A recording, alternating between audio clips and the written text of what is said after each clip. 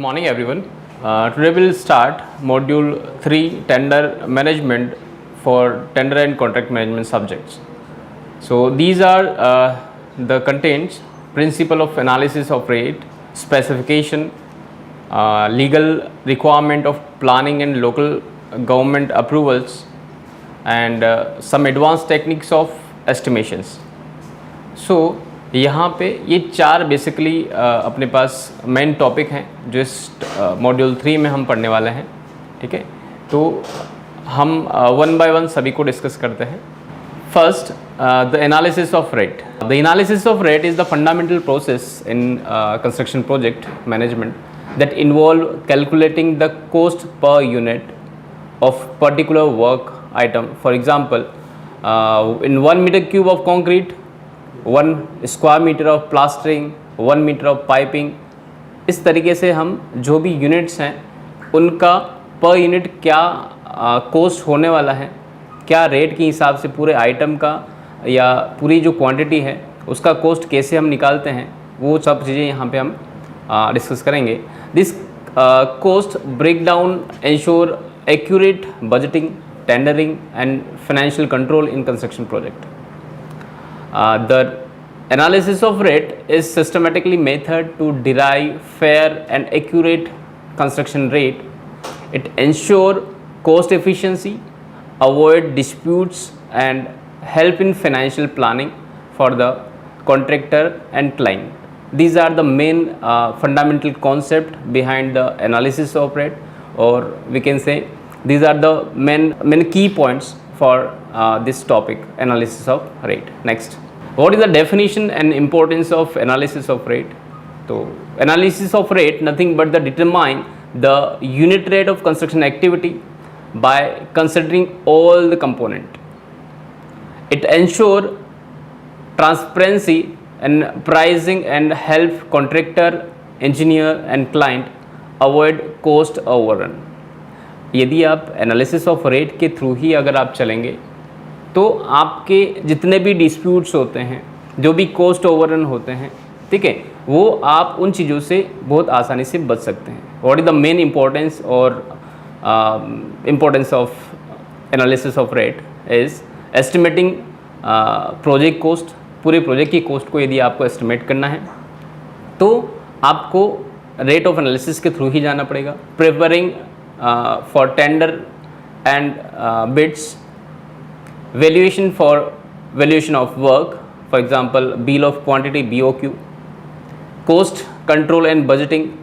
These are the main parameter जिसमें हम analysis of rate का use करते हैं for calculating, estimating and tendering preparation and valuation of work and cost and control for budgeting, for example. Next, what are the key component of analysis of rate? तो यहाँ पे वो जो main की component है for जिसके through हम rate का एनालिसिस करते हैं वो क्या है? Material cost. तो what is the material cost? Material cost nothing but the cost of all material requirement for unit of work. Per unit work का क्या कॉस्ट होने वाला है, क्या मटेरियल है, उसको यहाँ पर डिस्कस करते हैं. For example, calculations of quantity of material multiplied by market rate per unit. जितनी भी क्वांटिटी है उसको आप एक यूनिट रेट से मल्टीप्लाई करेंगे तो आपके पास पूरी क्वांटिटी का एक अमाउंट आ जाएगा कि कितना अमाउंट इनकर्ड होने वाला है for the whole quantity. It include the wastages. इसमें आपके जो वेस्टेज हैं वो भी इंक्लूड होना है. For example, it typically vary 5 to 10% for the total cost of the work. For example, for 1 cubic meter of M20 concrete, जो concrete का grade M20 concrete है उसके लिए 1 cubic meter के लिए क्या condition होने वाला है. For example, cement for 1 meter cube concrete 7.8 bags, उसको आप मल्टीप्लाई करें 1 बैग की कॉस्ट से तो आपका अप्रोक्सीमेट बनेगा 3900. Sand for 1 cubic metre concrete 0.55 metre cube उसको आप 1 मीटर क्यूब सैंड के रेट से आप मल्टीप्लाई करते हैं तो आपके पास आता है 660। Now aggregate for 0.55 cubic metre, उसको आप मल्टीप्लाई करेंगे 900 से, क्योंकि 900 1 क्यूबिक मीटर कॉन्क्रीट एग्रीगेट का कॉस्ट होता है, तो आपके पास अप्रोक्सीमेट बनेगा 495 रुपीज़। तो टोटल मटेरियल कॉस्ट जो लगेगा उसमें इन तीनों को आप ऐड कर देंगे तो ये टोटल अमाउंट हो जाएगा आपका 1 मीटर क्यूब कंक्रीट के लिए। ठीक है, so these are the basic example हैं मटेरियल कॉस्ट कैसे निकाल सकते हैं अपन फॉर 1 मीटर क्यूब कंक्रीट के लिए। तो इसके लिए आपको पहले ये पता होना ज़रूरी है कि 1 क्यूबिक मीटर जो कंक्रीट है उसका रेशियो क्या होता है। अगर आपको रेशियो अगर पता है तो आप इजीली चीज़ें कैलकुलेट कर सकते हैं। नेक्स्ट है labour cost, how to calculate labour cost. तो इसको कैसे डिफाइन कर सकते हैं, it nothing but the wages paid to worker. आप वर्कर को क्या कॉस्ट क्या पे कर रहे हैं, डेली बेसिस, मंथली बेसिस, जो भी आपका पैरामीटर्स होते हैं, है ना, आइदर स्किल्ड और unskilled labour, based on the productivity, कि वो कितना इन्वॉल्वमेंट है प्रोडक्टिविटी में, उससे क्या प्रोडक्टिविटी निकल के आ रही है। ओके, तो हाउ टू कैलकुलेट, तो calculation is the labour require per unit. एक यूनिट लेबर के लिए जो भी रिक्वायरमेंट है, total number of labours into daily wages rate, जो भी डेली वेजेस हैं, है ना, उसका जब आप मल्टीप्लाई करते हैं तो आपके पास टोटल कॉस्ट निकल के आ जाती है। प्रोडक्टिविटी रेट वेरीज, जो प्रोडक्टिविटी रेट है वो वेरी करती हैं। ठीक, for example 1 mason can be plaster 8 square metre per day. एक मेसन एक दिन में 8 स्क्वायर मीटर प्लास्टरिंग कर सकता है, तो उसके हिसाब से उसके जो वेजेस हैं वो डिसाइड होते हैं। ओके, कुछ एग्जांपल्स दिए हुए हैं। For example plastering 12 mm thick, ये स्पेसिफाई है। Specification is the most important key in the calculating the estimation. Okay, तो जब भी आप एस्टिमेशन करते हैं, वैल्यूएशन करते हैं, ठीक है, आपका कोई कंस्ट्रक्शन वर्क हो रहा होता है, तो वहाँ पे हर एक चीज़, छोटी से छोटी चीज़ बहुत इंपॉर्टेंट हो जाती है। थिकनेस के अकॉर्डिंग आपका क्या, for example 12 mm thick plastering का कॉस्ट निकाला हुआ है फॉर 10 स्क्वायर मीटर एरिया पे, तो one mason cost approximate 800 per day. Labour cost 1 number, एक लेबर लगेगा 600 पर डे। तो टोटल कॉस्ट, ये जो कॉस्ट है मेसन की, लेबर की, ये वेरी हो सकती है डिपेंडिंग ऑन द एरिया कि आप किस लोकेलिटी में आप जो आपका कंस्ट्रक्शन है वो चल रहा है, रूरल एरिया में चल रहा है, अर्बन में चल रहा है। ठीक है, ये आसपास की जो सराउंडिंग्स है वहाँ पे जो मटेरियल अवेलेबिलिटी क्या है, उसके अकॉर्डिंग ये जो रेट हैं वो वेरी करते हैं।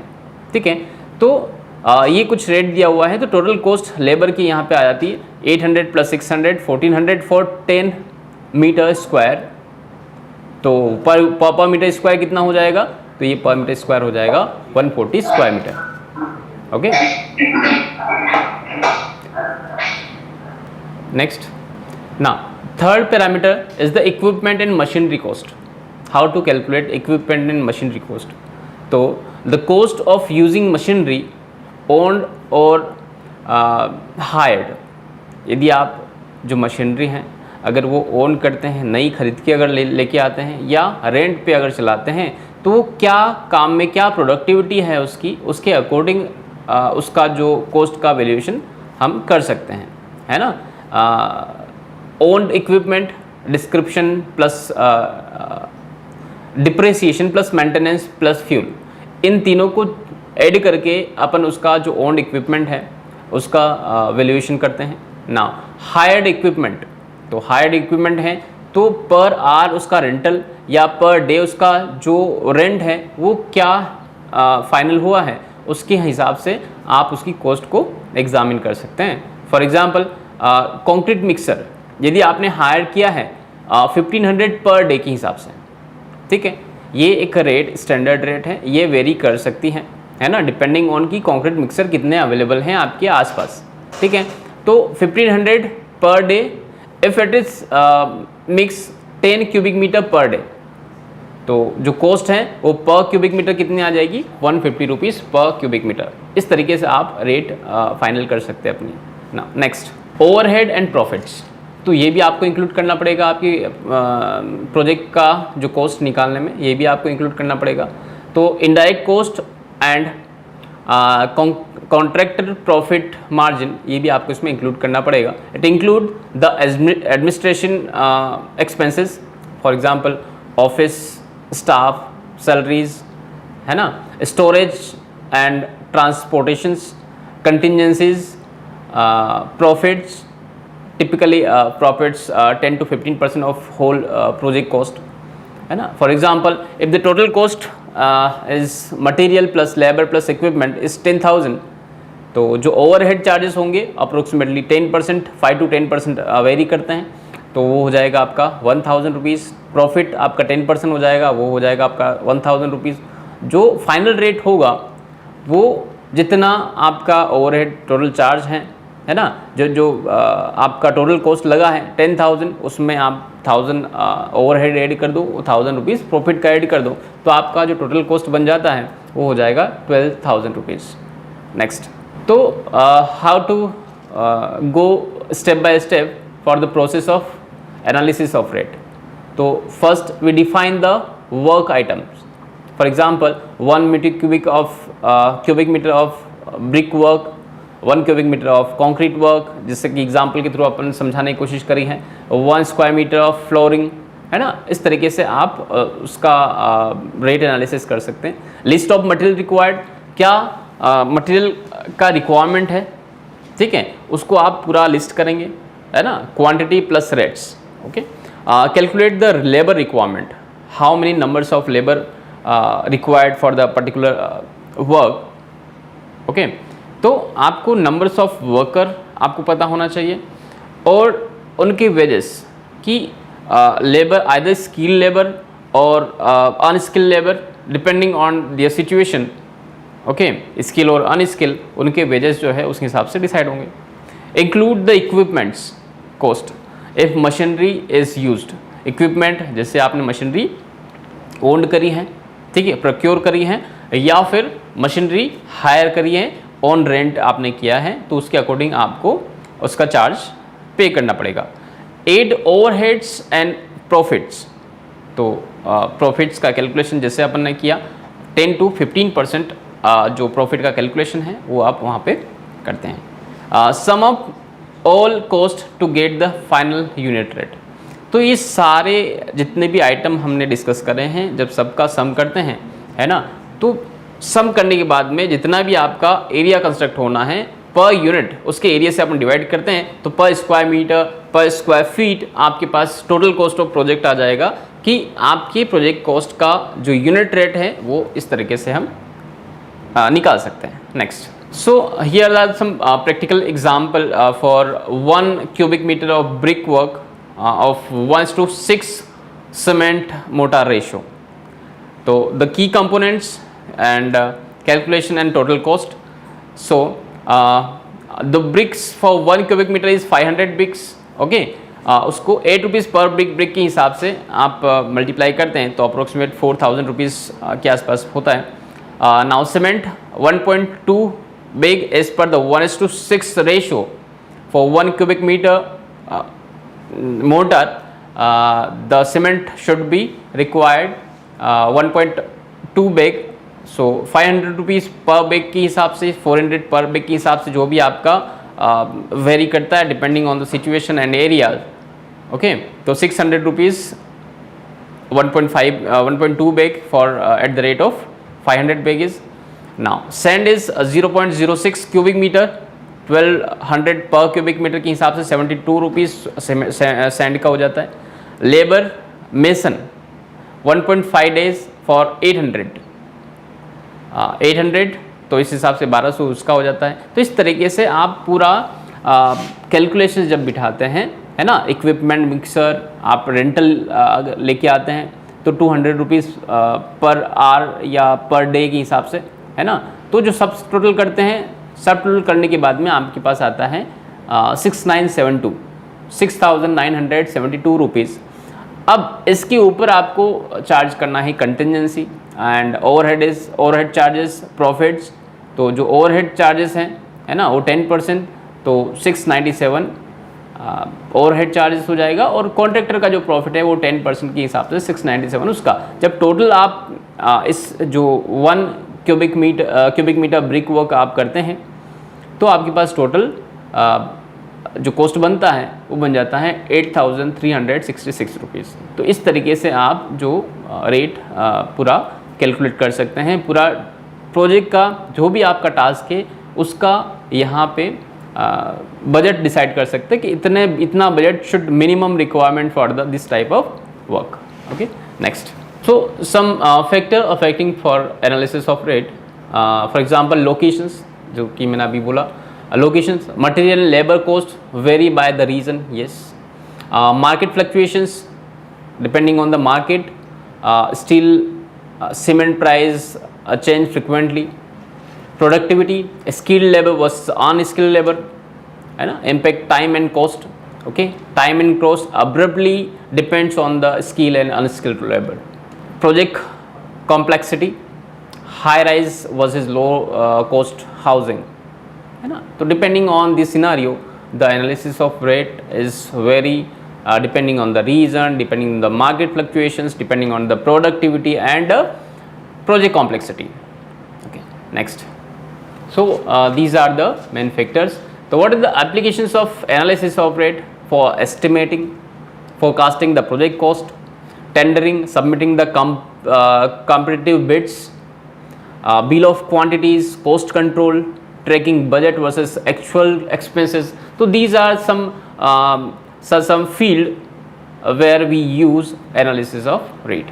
Now next topic is a specification of construction. ठीक है, तो what is the specification? इसके बारे में डिटेल डिस्कशन अपन ने जो प्रीवियस मॉड्यूल था उसमें किया था, लेकिन कुछ चीज़ें हैं जो कि यहाँ पे हम डिस्कस कर देंगे। तो what is the specification? What is the main requirement of specification in construction? So specification nothing but the critical document in construction that define material, workmanship, quality standards and execution methods. They ensure that all stakeholders like contractors, engineer, architecture, client follow the same guideline, preventing disputes and ensuring the compliances with legal and technical standards. So this is the specification is used in construction. Okay, now specifications are the backbone of construction quality and compliances. They ensure that every aspects of construction from material to execution meets legal, safety and performance standard. Next. So what are the specifications? There are some definitions for the specification. So it is nothing but the written document that describe material, technique and quality requirement for the construction work. Complement architectural and structural drawing which show what to build and how to build. Legal binding, parts of contract between client and contractor. So it is a part of tender or part of contract, जहाँ पे आपको ये बताना पड़ता है कि हमको क्या मटेरियल क्वालिटी रखना है और वर्कमैनशिप क्या रखना है, किस मेथड से कंस्ट्रक्शन करना है। ठीक है, so why the specifications are important? तो these are some parameters where mainly depends the specification. The standardisations ensure the uniformly in construction. आपका पूरे कंस्ट्रक्शन में एक यूनिफॉर्मिटी बनाने के लिए आपका स्टैंडर्डाइजेशन होना बहुत ज़रूरी है। Quality assurance, legal protections to help resolve the disputes over material quality on executions, cost control to prevent uncertainty, variations and cost overrun, regulatory compliances to ensure adherence to IS code, NBC National Building Codes and local bylaws. तो यदि आप specification के according चलते हैं तो बहुत सारी जो एम्बिग्यूटीज़ हैं, बहुत सारी जो वैग्यूनेस हैं वो आप क्लियर कर सकते हैं। ऐसा नहीं कि हमको अच्छा क्वालिटी का बनाना है। अच्छा क्वालिटी मतलब क्या, पहले आपको स्पेसिफिकेशन का एक जो मेन जो फाइनल करना है कि आपको स्पेसिफिकेशन में किस स्टील यूज़ करना है, तो स्टील की क्वालिटी क्या होनी चाहिए, किस ग्रेड का स्टील यूज़ करना है, कंक्रीट यूज़ करना है तो किस ग्रेड का कंक्रीट यूज़ करना है। ओके, तो ये सारे जो कौन से कोड से आपको जो वर्कमैनशिप वो करवानी है ना, कंक्रीट मिक्स करना है तो कौन सा कोड यूज़ करेगा, तो ये सारी स्टील डिटेलिंग है तो उसके लिए कौन सा कोड, तो ये सारे स्पेसिफिकेशन आपको prior to execution of your project आपको बतानी पड़ती है। ये सब कॉन्ट्रैक्ट के जब कॉन्ट्रैक्ट फॉर्म होता है ना, दो पार्टीज के बीच में कॉन्ट्रैक्ट होता है, तो वहाँ पे ये प्रायर हो जाता है कि आपको स्पेसिफिकेशन भी देना कंपलसरी है। ठीक है, नेक्स्ट। तो टाइप्स ऑफ स्पेसिफिकेशन, इसमें हम देखते हैं मेनली दो टाइप्स आप यहाँ पे देखते हैं। First one is general specification and second one is detailed specification. तो in general specification we mainly talk about the broad guideline without detailed technical descriptions, okay, to used in preliminary project report, feasibility study and tender document, है ना। तो these are the main parameter जहाँ पे हमको एक general specification की ज़रूरत पड़ती है ना, यहाँ पे डिटेल में हम नहीं जाते हैं। For example, concrete shall be M20 grade as per the IS 456। IS 456 जो गाइडलाइन डिसाइड करता है M20 की, उसके अकॉर्डिंग वो मिनिमम आईएस कोड का जो अलाउंस है वो है कि आपको अगर कंक्रीट यूज़ करना है तो मिनिमम आपको M20 करना है, और M20 अपना रिक्वायरमेंट है तो आपको मेंशन करना पड़ेगा उसमें। ठीक है, all electric wiring shall be confirm to IS 3043। तो ये कुछ IS कोड की स्पेसिफिकेशन है जहाँ से आप उसको फॉलो करना है। Brick shall be first class burn clay brick as per 1077। तो ये जो कोड में जो स्पेसिफाई किया है उसके अकॉर्डिंग आपको ब्रिक वर्क यहाँ पे करना है। तो ये मोटा मोटा आपको स्पेसिफिकेशन वो जनरल स्पेसिफिकेशन में देना रहता है। नेक्स्ट, डिटेल स्पेसिफिकेशन में आप क्या इंक्लूड करते हैं? It is the exact technical requirement for material methods and testings used in contract agreement, bill of quantity and execution plans. तो यहाँ पे आपको डिटेल्ड स्पेसिफिकेशन की मेन रिक्वायरमेंट होती है for structured into sections, earthquake, concrete, brick work, finish. तो पूरी structure को भी आप अलग अलग सेगमेंट में डिवाइड करके फिर उनके अंडर सब हेडिंग में आपको पूरा डिटेल्ड में आपको यहाँ पे सारे स्पेसिफिकेशन की ज़रूरत पड़ती है। नेक्स्ट, तो here are some example for specification for M20 grade concrete. So the parameter is cement type, which type of cement to be used for the M20 grade of concrete. तो requirement क्या है? OPC, ordinary Portland cement for 43 grade, and refer the code IS 8112. Mix ratio for M20 1:1.5:3 and IS code is 456. Slump value, जो slump contest होता है for workability, and the value requirement is 75 to 100 mm and follow IS 1199. Curing period minimum 7 days is पर IS 456 and compressive strength should be lie between 20 megapascal, should be minimum 20 megapascal at 28-day curing. Okay. This is as per IS 41516. Okay, these are the detailed specification for M20 grade of concrete. Okay, next, for brickwork, what is the detailed estimation specification? So brick type, so first class burnt clay brick followed by as per IS 1077. Mortar mix should be 1:6 cement to sand ratio as per IS 2250, and joint thickness is 10 mm as per 2212, and DPC dam proof course should be 25 mm thick with bituminous coating as per 3067. तो these are the detailed specification for concrete work के लिए separate, brick work के लिए separate, अगर आपको earthquake design करना है तो उसके लिए separate। तो इस तरीके से स्टील का अगर रिक्वायरमेंट है, आप मतलब स्टील जो आप डिटेलिंग देते हैं तो उसके लिए किस लोकेशन पे कौन सा ग्रेड का स्टील आपको यूज़ करना है, for स्टीरअप्स which type of steel used and for the main reinforcement. Okay, so either steel used at first floor and last floor.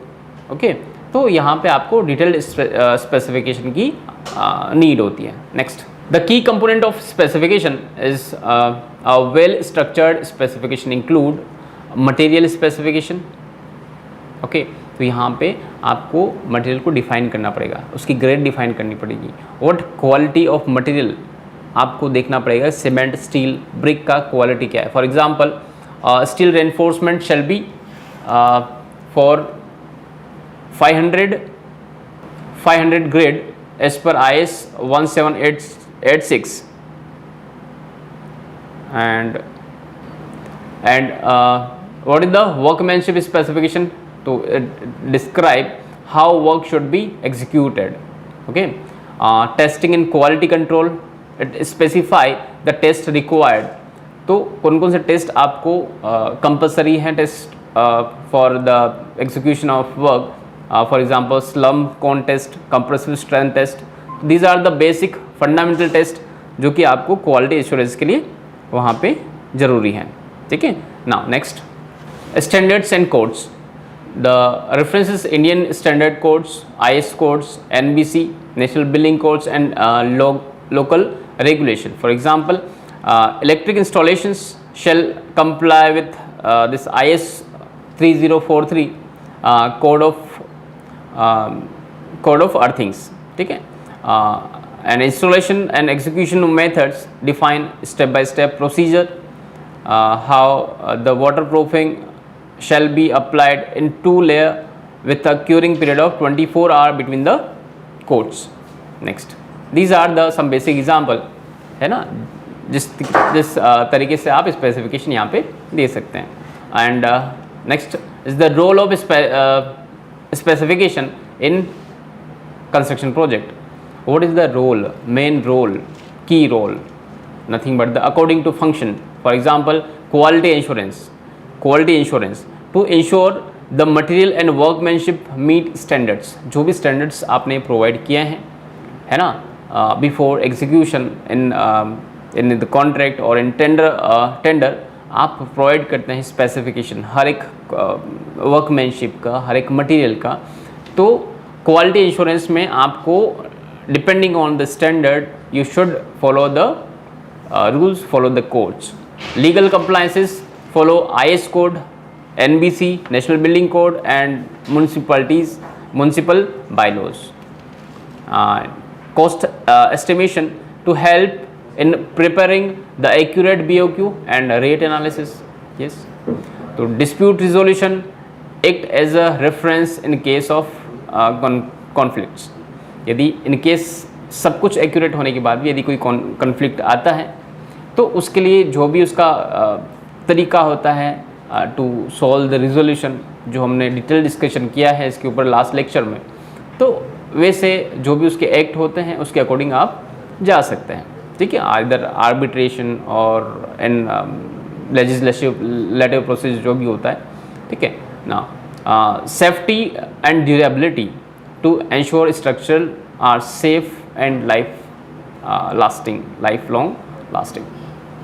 Next, common challenges and solutions. What are the common challenges for to attain the specification as the ambiguity in specification. तो आपको ये ensure करना पड़ेगा कि कोई भी ambiguity नहीं होनी चाहिए. जो भी आप बात करें एकदम क्लियर बात करें और विथ डेटा, विथ जो भी आपका तरीका है उसमें आप बात करें. For example, use clear measurable term. Okay, I just say use clear and measurable terms like M20 grade of concrete instead of strong concrete. है ना, स्ट्रॉन्ग कॉन्क्रीट में आपका कोई ग्रेड स्पेसिफाई नहीं हो रहा है, लेकिन आप जैसे आप बोलते हैं कि M20 ग्रेड ऑफ कंक्रीट, तो आप यहाँ पे आपका जो स्पेसिफिकेशन है वो क्लियर कट सामने वाले को बता रहे हैं. Non compliances with codes, conduct third party audits and material testing. तो for you should hire third party for the testing of material and audits. Contractor deviations, to enforce penalty clauses in contract. Okay, in case of अगर contractor आपका जो भी project है उसमें delay करता है या कुछ डेविएशंस अगर होते हैं उसमें इस पर जो भी नॉर्म्स डिसाइड हुआ है वैसा काम नहीं होता है तो उस केस में पेनल्टी वगैरह चार्ज कर सकते हैं, है ना. आउटडेटेड स्टैंडर्ड्स, तो regularly updated specs based on the latest IS code, है ना. जो भी रिवीजन लेटेस्ट हुए हैं, जो भी अमेंडमेंट लेटेस्ट हुए हैं उसके अकॉर्डिंग आपको आईएस कोड को फॉलो करना है, ना कि पुराने जो ओल्ड कोड आपको यूज़ करना है. ठीक है. Next, what is the best practice for writing specification? तो be precise. Specification should be precise to avoid the vague term like good quality, है ना. Specify IS code you should refer. Reference standard, always mention IS codes, NBC, ASTM. ठीक है. Include testing requirement, define how quality will be verified. तो उसके लिए आपको जो audits हैं वो थर्ड पार्टी ऑडिट्स आपको करवाने पड़ेंगे. Review with experts, engineer, architect and contractor should be validate specs. जो भी उनके स्पेसिफिकेशन हैं, जो भी उनकी स्पेशलाइजेशन है उसमें वो मास्टर्स होने चाहिए. Okay. Next, these are the all things regarding the specifications. Okay. The next है what is the legal requirement for planning and local government approvals in constructions. These are the third topic for this presentation. So as we all know, before the starting any construction project, obtaining legal approvals from the local government authorities is mandatory. There are these approvals ensure the compliance with urban planning laws, environmental regulations and safety standards. Failure to secure proper permission can lead to demolition, fines and legal disputes. Okay. सो आपको कोई भी project start करने से पहले कुछ approvals का आवश्यकता होती है, अप्रूवल्स की नीड होती है ना, आपकी लोकल गवर्नमेंट से.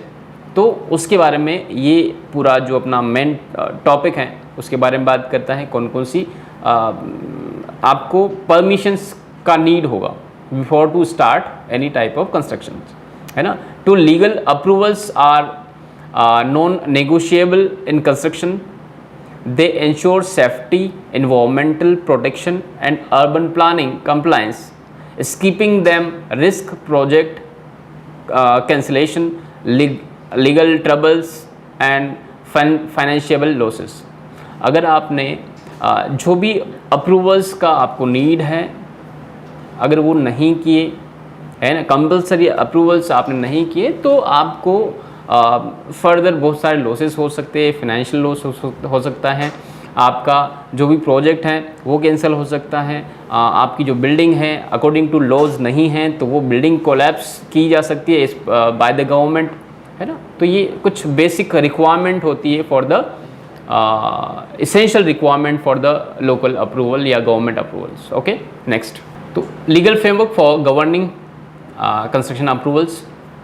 A key laws regulations is the Town and Country Planning Act. According to Town and Country Planning Act, govern the land use, zoning, urban development, define the floor area ratios, है ना, setbacks and height restrictions. ये सारी चीज़ें आपको should be permitted, है ना, by the government. तभी आप अप्लाई कर सकते हैं, अदरवाइज आपको परेशानी होंगी. म्यूनसिपल बिल्डिंग बायलॉज, तो आपको जो भी कंस्ट्रक्शन है वो बायलॉज के अकॉर्डिंग होना चाहिए. Local regulations in building design, safety and infrastructure. It includes the rule for parking, fire safety and rain water harvesting. Okay. So these are the main essential things. Now next, environmental protection act 1986. It requires the environmental clearance for the large project. यदि आपका project बहुत बड़ा है है ना, तो उसके लिए इन्वायरमेंटल क्लियरेंस का अप्रूवल ज़रूरी है, बहुत मैंडेट है. Without this approval you can not start your project. The real estate regulations and development act RERA for the construction of building, आपको रेरा से आपका जो लैंड है वो अप्रूव होना ज़रूरी है. इस पर 2016 to ensure transparency and accountability in the real estate projects. Okay, national building codes NBC of India, it provide the technical standard for the construction safety and quality. ठीक है, so you should follow these rules and regulations, these permissions before the starting of your construction projects. Next, step by step approval process. तो very first pre-construction approvals before you start your project. क्या prior approvals क्या क्या हैं जिनकी आपको आवश्यकता है, need है. तो very first is the land use and zoning clearance. Okay, to verify if the land is approved for the construction for residential, commercial or industrial. ठीक है, आपको ये डिफाइन करना पड़ेगा कि आपको रेसिडेंशियल बिल्डिंग का नीड है, कमर्शियल और आइदर इंडस्ट्रियल. ठीक है, depending on the these criteria आपको डिफरेंट अप्रूवल का यहाँ पे नीड होगा. ठीक है, conversion certification certificate need if the land use changes, है ना. For example agriculture to residential अगर हैं तो वहाँ पे आपको बिल्डिंग का यूज़ के अकॉर्डिंग अगर आपको लैंड का चेंज करना है ना, एग्रीकल्चर टू आपको रेसिडेंशियल चेंज करना है, तो वहाँ पे जो चेंजिंग यूज जो सर्टिफिकेट होता है गवर्नमेंट से अप्रूव होता है, तो वो आपको should required. Now, environmental clearance, it required for the project greater than 20,000 square meter built up area. अगर आपको 20,000 से ज़्यादा built up area है तो वहाँ पे environmental clearance का आपको need होगा, है ना. टाउनशिप के लिए 50,000 स्क्वायर मीटर से ज़्यादा अगर हैं तो EC का आवश्यकता होगा, है ना. तो प्रोसेस क्या है, submit environmental impact assessment reports and conduct the public hearing if applicable and obtain clearance from the state environmental impact assessment authority. तो वहाँ से आपको सारे क्लियरेंस मिलेंगे, then only you can start your project. Next, approval from the local municipal authority.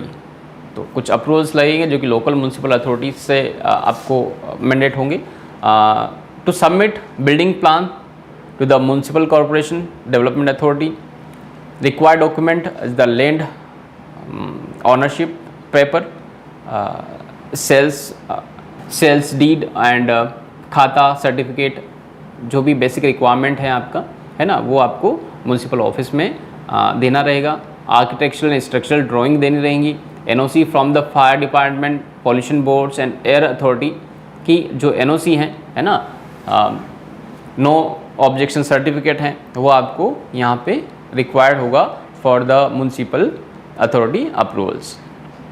Now, commencement certificate to issue after the plan approval. ये जब आपका plan approve हो जाता है म्यूनसिपल अथॉरिटी से, तो उसके बाद में आपका ये सर्टिफिकेशन अप्रूव होता है. ठीक है, तो permits excavation and construction start, आपको वो ये दे देते हैं कि हाँ आप सारे ओके हैं, सारे जो क्लियरेंस हैं सब ठीक हैं, आप यहाँ पे जो भी आपका टाइप है बिल्डिंग का वो आप कंस्ट्रक्ट कर सकते हैं. Next, during construction. अच्छा, प्री कंस्ट्रक्शन क्या क्या कंडीशंस थी वो अपने को अप्रूव करवाना था. ड्यूरिंग कंस्ट्रक्शन क्या है, तो यहाँ पे स्पेसिफिकेशन एट की स्टेज. ठीक है, इंस्पेक्शन इज एट की स्टेज. क्या क्या है, तो plinth level inspection before foundation laying, है ना. फाउंडेशन लेइंग से पहले आपको प्लिंथ लेवल पता होना चाहिए कि आपका कहाँ तक प्लिंथ लेवल बनाना है. ठीक है, slab and structural inspection at each floor completion. Fire safety audits for check emergency exit and hydrant. Okay, these are the inspection during the construction आपको करना रहेगा. ठीक है. Now next, post construction approvals. After the construction आपको जो approvals का need है that is the occupancy certificate OC. The final approval certifying the building is safe for occupations. What is the main requirement for this approval? The completion certificate from the architect and engineer, fire safety compliances, utility connections, water, electricity and sewage. ये तीनों certification का आपको need है before the for after construction when you finally enter into the house. ठीक. Next है property tax assessment. Municipalities access tax based on the built up area and locations. आपका जो भी बिल्टअप एरिया है, जो भी लोकेशन है इधर अर्बन और रूरल, उसके अकॉर्डिंग आपको यहाँ पे टैक्स पे करना पड़ेगा. ठीक है ना. नेक्स्ट, सम की approvals for and NOCs required. तो कौन कौन सी एनओसी कौन कौन से डिपार्टमेंट से इशू होगा, क्या पर्पस है उसके बिहाइंड, वो चीज़ का देखते हैं अपन. तो building plan approvals, municipal corporations, purpose क्या है, लीगल परमिशन टू कंस्ट्रक्ट. ठीक है. इन्वायरमेंट क्लियरेंस, इसके लिए जो भी पर्टिकुलर डिपार्टमेंट है ना, SCIAA और MOFECC to ensure eco friendly construction. उसके लिए आपको इन्वायरमेंटल क्लियरेंस की आवश्यकता होगी, है ना. जो भी मेन पैरामीटर है 20,000 और 50,000 depending on the type of construction, वो मैंने बताया अभी. फायर एनओसी फायर डिपार्टमेंट से मिलेगी आपको. Verify fire safety measures. And height NOC airport authority से आपको अगर हाइट का कोई अगर है तो आपको एयरपोर्ट अथॉरिटी से उसका परमिशन लेना पड़ेगा to ensure no air traffic obstruction, है ना. Water and sewerage NOC for local water board to confirm drainage and water supply. Next, common challenges and solution. What are the common challenges and solution for the approvals. तो challenges, delay in approvals. Solution, hire the project management consultant for the faster processing. यदि आप सारे काम आप खुद करेंगे तो delay हो सकते हैं, तो उसके लिए जो भी अथॉरिटी उसके लिए डिसाइड हुई है उसको आप हायर करेंगे तो आपका काम जल्दी हो जाएगा. Zoning violations to verify master plan before land purchase. ठीक है. कौन सा जोन है, क्या मास्टर प्लान है इस पर्टिकुलर एरिया का, आपको पहले वो समझना चाहिए, उसके बाद में ही कोई स्टेप उठाना चाहिए. Environmental compliances issue. तो some to conduct environmental insurance to early and follow guidelines. जो भी उसकी गाइडलाइंस है आपको वो फॉलो करनी चाहिए. Fire safety rejections, design as per the NBC fire norms. Okay. Next, penalty for non compliances. अगर आपने कोई भी अप्रूवल नहीं लिया या कोई अप्रूवल छूट गया तो उसके लिए कुछ पेनल्टीज़ आपको देनी पड़ेंगी. Stop work notice if construction start without approvals, तो आपका काम रोकना पड़ेगा. Demolition for the illegal structures, अगर आपने बनाया है तो डिमोलिश हो कंपलसरी है उसका. ठीक है. Heavy fines up to 10 to 20% of the project cost which are very high. And black listed banned from future projects, है ना. अगर आप इलीगल काम कर रहे हैं तो फ्यूचर प्रोजेक्ट्स के लिए अगर आप बिल्डर हैं तो आपके काम बैन हो सकते हैं. Next, best practices for the smooth approvals. So engage a legal consultant. आप जो भी अप्रूवल्स हैं उसके लिए जो लीगल कंसल्टेंट है उसको आप हायर करें to handle documentation and compliances. Follow NBC and local bylaws to avoid design violations and apply early for NOCs. जो भी डिपार्टमेंट है उसके लिए जो NOC आपको रिक्वायर्ड है उसके लिए आप जल्दी अप्लाई करें, है ना. सम टेक 3 to 6 मंथ, है ना. फॉर एग्जांपल इन्वायरमेंटल क्लियरेंस के लिए 3 to 6 मंथ वहाँ पे लगते हैं. Digital submission to many municipalities now accept online applications. तो आप डिजिटल सबमिशन भी यहाँ पे ले सकते हैं. ठीक है. तो यहाँ पे ये कुछ बेसिक चीज़ें थी जो कि अपन ने इस मॉड्यूल में स्टडी किया है ना. सो सबसे पहले rate of analysis of rate, then specification, then approvals from the local government. ये चीज़ें, ये 3 टॉपिक मेनली आज हमने डिस्कस किया है. इसका एक टॉपिक और बचा है जो कि नेक्स्ट लेक्चर में उसको अपन फिनिश करेंगे. That is the advance method of estimating. हाँ, तो ठीक है, आज के लिए इतना ही. If you have any doubt regarding these main 3 topic, so you can please ask. Otherwise, we wind up for this session. Okay, thank you.